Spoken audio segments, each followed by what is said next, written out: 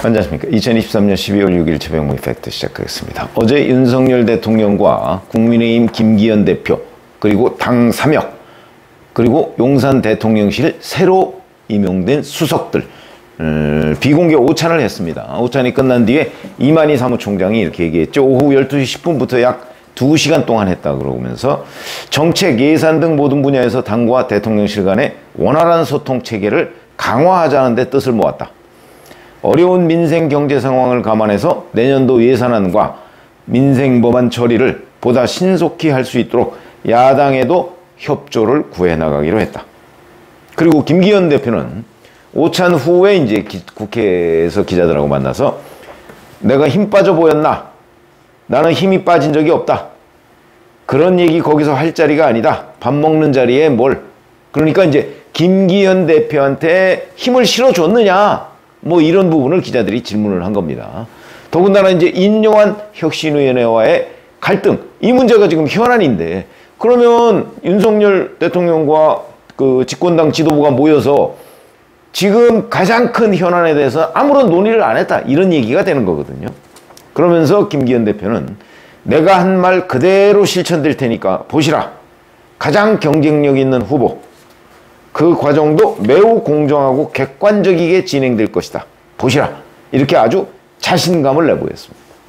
이러다 보니까 이제 언론 보도는 김기현, 인요한 갈등에서 김기현 1승, 뭐 이렇게까지 보도가 나온 데가 있습니다. 이런 것들이 이제 정치부 기사의 어찌 보면 묘미이기도 하고 어려운 점이기도 합니다. 그게 무슨 뜻이냐면, 자, 그러면 과연 김기현 1승이냐? 그렇게 판단하기에는 좀 이르지 않느냐. 왜냐하면 종합적으로 봐야 되거든요. 저는 그렇게 보이지 않습니다. 그래서 근데 오늘 아침 보도에 보면 그 김기현 대표가 인요한 혁신위원장을 오늘 만난다고 합니다. 그러면 어제 윤석열, 김기현 대표 그 중심으로 보면 윤석열 대통령과 만나고, 오늘 인요한 위원장 만나고, 내일 인요한 혁신위원회에 회의가 있습니다. 인요한 혁신위원회에서 지금 혁신위원들이 굉장히 열받아 있습니다. 무슨 얘기냐? 지난 월요일에 원래는 혁신안을 최고위원회에 보고를 해야 되는데 보고조차 안 됐다는 거 아니겠습니까? 그러면 이제 혁신위원들 입장에서는, 아니 우리가 뭐 밤낮 없이 이렇게 혁신안 머리 짜내서 아이디어 내면 아무런 당내에 호응도 없지. 더군다나 김기현 지도부라는 데서 이거 깔아뭉개지. 심지어는 어제는 그 박정아 수석 대변인인가요? 뭐 나와가지고 인요한 혁신위의 배후에 무슨 음모 세력이 있는 것처럼 얘기를 하면, 이거는 자, 우리 한판 붙어서 누가 죽든지 한번 해보자, 이런 얘기가 되는 겁니다. 정치적으로 해석을 하자면. 인요한 혁신위원회의 혁신위원들이 가만히 있겠습니까? 자, 우리 임명하고 전권을 준다고 할 때는 언제고, 지금에 와서 이제 뭐 인요한 혁신위원장이 일부 헛발질, 그게 뭐 이제 이준석 전 대표 뭐 부모 얘기한 거, 뭐 그 부분은 사과했으니까 넘어갈 수 있는 대목인데, 공천관리위원장을 나한테 달라, 이거는 뭐 명백한 헛발질이죠. 그러니까 이런 부분을 딱 꼬투리 잡아가지고 뭐 배후 음모 운운한다? 이거는 같은 당 할 사람들이야? 이런 생각을 혁신위원들이 갖게 되죠. 더군다나 그 혁신위원들 가운데는 당 외에서 온 젊은 사람들도 있습니다. 이 당에 대한 로열티, 충성심이 아무려면 뭐 당원들만 하겠습니까? 그 사람들은 대신 객관적 눈을 가진 거죠. 근데 이 사람들의 입장에서 자기들은 혁신하려고 왔는데, 이 혁신안에 대해서 전권을 주겠다고 한 지도부가 뭐 완전히 음모론이나 퍼뜨리고 있고, 아마 용서할 수 없다, 뭐 거의 그런 생각을 가지고 있을 겁니다.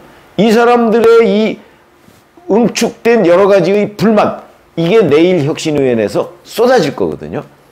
그러면 그냥 혁신이 조기 예산하자 이러고서 마느냐?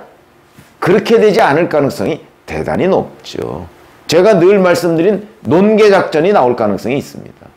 자, 혁신위, 우리가 김기현 대표의 전권 뭐 이런 부분에 의해서 출범해서 이렇게 했는데, 그동안 김기현 지도부가 혁신위 보기를 뭐 돌같이 봤다든지 뭐 이런 불만들이 쏟아지면서 우리 조기 해체한다. 김기현 지도부도 혁신위 실패에 대한 책임을 져라. 이렇게 만약에 얘기를 했을 경우는 한번 상상을 해보시죠. 저는 가능성이 상당히 높다고 봅니다. 책임 안 질 재주가 있나요? 책임을 져야죠. 사실은 강서 보궐선거 참패 이후에 어찌 보면 뭐 시간 끌기다 뭐 이런 여러 가지의 오해를 무릅쓰고서 출범시켰던 게 혁신위거든요. 근데 혁신위가 국민적 지지를 받고 있는데 김기현 지도부는 국민적 지지를 받지 못하고 있습니다. 그런데 그걸 거기서 나오는 여러 가지 아이디어를 다 깔아뭉갠다 했을 경우에 국민의힘 다수의 지지자들 또 일반 국민들이 보기에 그 책임이 인요한 혁신위원장한테도 있지만 김기현 대표한테 더 크다고 생각할 가능성이 저는 높다고 봅니다. 그러면 김기현 지도부가 아유 혁신이 뭐 헛발질하다 끝났으니까 뭐 됐습니다. 잘 됐습니다. 이럴 수 있을 것인가? 저는 그럴 수 없다고 보는 거죠. 이런 부분을 저는 용산 대통령실이 간파했다고 봅니다. 그렇기 때문에 이걸 그대로 놔두면 당은 파국으로 갈 가능성이 대단히 높죠.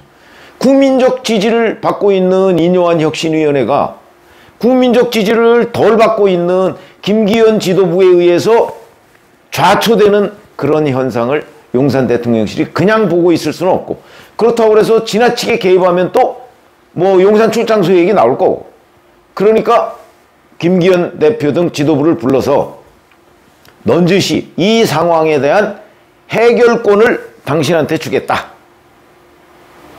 이렇게 윤석열 대통령이 이 얘기를 했을 가능성이 저는 높다고 봅니다.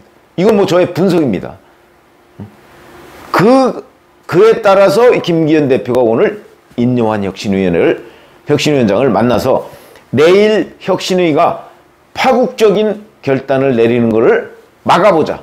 그럼 그걸 막으려면 지금까지의 그 김기현 대표의 태도처럼 자, 혁신위가 헛발질 했으니까 당신들이 책임지고 해산하고 끝나. 이렇게 했을 경우에 인요한 혁신위원장이 그걸 받아들일 수 있을까요? 자기는 혹시 받아들일 수 있을지 모르겠으나 다른 외부 혁신위원들이나 이런 사람들은 받아들이지 못할 겁니다. 논개작전으로 나갈 가능성이 대단히 높죠. 그게 어찌 보면 국민 눈높이에는 오히려 맞아요. 그러니 그걸 막아야 될 책무가 김기현 대표한테 있고, 이 책무는 본인이 자발적으로 생각해낸 게 아니고 용산 대통령실의 주문일 가능성이 대단히 높다. 저는 그렇게 봅니다. 자, 그래서 오늘 김기현 대표가 인요한 혁신위원장을 이제 약간 달래기. 그럼 달래려면 달랠 카드가 있어야 되는 거 아니겠습니까? 여기에서 우리가 주목해 봐야 될 부분이 바로 강승규 얼마 전까지 시민사회 수석이죠. 이렇게 얘기했습니다. 윤 대통령도 인요한 혁신위가 성공하기를 바랄 것이다. 이거 며칠 전까지 시민사회 수석을 했지만 이 사람이 이런 얘기를 함부로 자기 그냥 생각나는 대로 얘기한 거 아니지요. 이거는 용산 대통령실의 승인이 있어야 가능한 일입니다. 이런 발언은 용산 대통령실은 물론 이게 다 공식적으로 할 수 있는 얘기는 아닙니다. 공식적으로는 뭐 당무 개입이 되니까. 그러니까 용산 대통령실은 정무수석을 통하면 너무 파장이 크고, 이진복 정무수석 얼마 전까지 하지 않았습니까? 그러니까 시민사회 수석, 약간은 자기 개인 생각을 얘기하는 것처럼 일반 국민들이 이해할 수 있는 사람이 누굴까? 그래서 강승규를 선택했고, 강승규가 이렇게 얘기를 한 거죠. 윤 대통령이 인요한 혁신이 성공 바란다. 이러면 김기현, 인요한 둘이 갈등을 벌이고 있는데 이 중에 인요한 혁신위원회의 성공 문제에 대해서 일단 약간 무게중심을 더 두고 있는 거죠. 그게 대통령의 뜻이다 하는 게 되는 겁니다. 그리고 나서 김기현 지도부 불러서 오찬하고, 그래서 오늘 김기현, 인요한이 만나고, 이런 일련의 과정이 다 하나의 흐름 속에 있는 것이다. 그건 무슨 얘기냐? 윤 대통령이 인요한 혁신위원회를 여기서 버리고 싶지 않다는 걸 뜻하는 겁니다. 저는 늘 인요한 혁신위원장 배후에 윤 대통령의 뜻이 있다 이렇게 말씀을 드린 적이 있어요. 이거는 뭐 당의 핵심들은 다 아는 얘기입니다. 다만 그 뜻을 노골적으로 표출할 수가 없기 때문에 지금까지 이런저런 약간은 뭐 그 방관자적인 그런 행동을 할 수밖에 없었던 것이죠.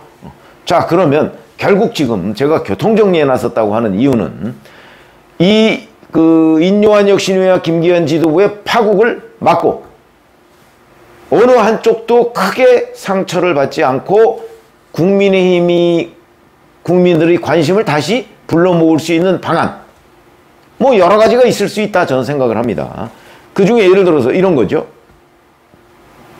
인요한 혁신위가 내일 폭탄 선언 이런 거를 하지 않고 대신 김기현 대표는 인요한 혁신위의 혁신안에 대한 존중의 표시, 뭐 그 중에 예를 들어 이런 게 있을 수 있습니다.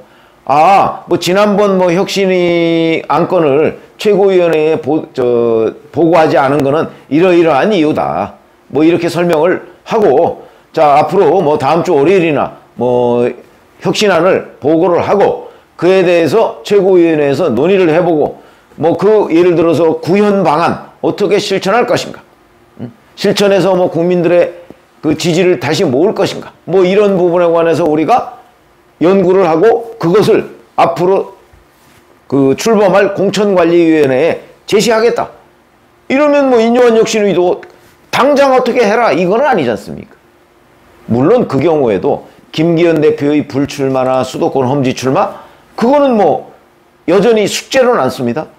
뭐 그런 부분은 이제 김기현 대표가 그건 뭐 본인이 주도적으로 결정하겠다든지 이런 것이고, 인요한 혁신위원회는 그런 선에서 한 발 물러섬으로써 김기현 대표가 주도적으로 이 현재 당의 갈등을 풀어나가는 과정, 뭐 이런 것들을 이제 보여주고, 그러면 김기현 대표도 체면이 살고 인요한 혁신위원회도 체면이 살죠. 대신 윤 대통령이 얻는 건 뭐냐? 당의 파국을 막고, 그 다음에 어차피 뭐 이해찬 모델 얘기 많이 나오지 않습니까? 만약에 한동훈 법무부 장관과 원희룡 국토교통부 장관이 아직은 장관직에 있습니다. 당으로 들어갔을 때 김기현 대표의 존재감이 보일까요? 저는 안 보일 거라고 봅니다. 그렇게 되면 이 당의 선거체제는 원희룡 전 국토교통부 장관, 한동훈 전 법무부 장관, 이 투톱 시스템, 쓰리톱이 아니고 투톱 시스템에 의해서 선거가 치러질 가능성이 대단히 높다. 그러면 그게 상당한 해법이 될 수 있는 거죠. 윤석열 대통령으로서는. 이게 이해찬 모델이라는 겁니다. 대표는 이해찬이지만 실질적인 선거를 치르는 주도권은 이낙연 선대위원장한테 있었듯이, 그것처럼 바로 지금도 대표는 예를 들어서 김기현이지만 실질적인 주도권은 한동훈이나 아니면 원희룡한테 주어질 가능성, 이게 이제 그 당의 간판을 선대위라는 걸로 완전히 바꾸는 거죠. 저는 그 가능성이 꽤 높다.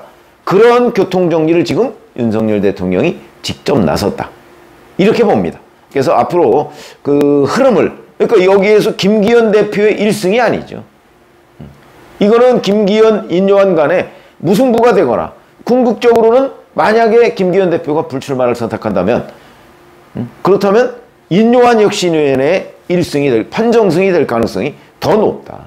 뭐 조금 두고 봐야 되지만, 제가 보기에는 현재 국민의힘을 살릴 수 있는 길, 그런 윤 대통령의 아이디어는 오히려 김기현 대표보다는 인요한 혁신위 쪽에 있다, 이렇게 보는데, 함께 한번 이 흘러가는 과정을 한번 지켜보시죠. 네, 고맙습니다.